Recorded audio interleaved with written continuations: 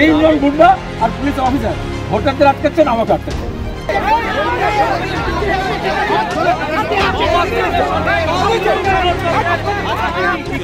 এখানে আপনার ওরা ভোট দিতে দিচ্ছে না, প্রত্যেকটা ভোটারকে এখানে ধরছে টিএমসি রে।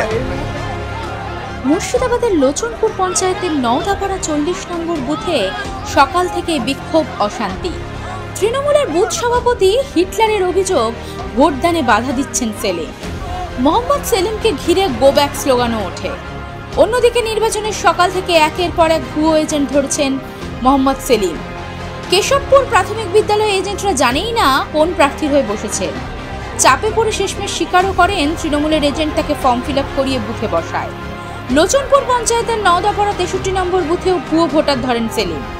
ধৃত আজিমউদ্দিন শেখ নির্দল প্রার্থী রফিকুল ইসলামের বুথ এজেন্টের পরিচয় দিয়ে বুথে ঢোকেন। আপনি তিনজনকে অ্যারেস্ট করবেন কি করবেন না? ভোট করতে হবে না, ভোট করতে হবে না। হিটলার আমি বুঝতে অনেক দূরে গ্রামে আছি, কারণ আপনি যাচ্ছেন না, আপনি একটা দিচ্ছেন না, কোথায় দিচ্ছেন?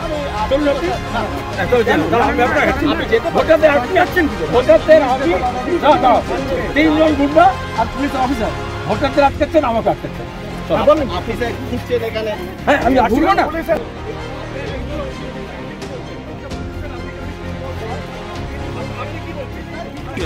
এখানে আপনার ওরা ভোট দিতে দিচ্ছে না, প্রত্যেকটা ভোটারকে এখানে ধরছে টিএমসি রে। ভোটারকে ধরছে, ধরে এখানে সবকিছু কাটিয়ে নিচ্ছে, কাটিয়ে নিচ্ছে, তোর ভোট হয়ে গেছে, যা চলে যা। এখানে একজন আছে না, পুলিশকে আমরা ফোন করেছিলাম, পুলিশ আসি একবার তাড়া দিয়েছে, তাড়া দেওয়ার পর আবার জমেছে। এখানে হিটলার বলে একজন আছেন, সে তো খুবই গালাগালি করছে, আমাকে বলেছে তোকে বাড়িতে আজ রাত্রে থাকতে দেবো।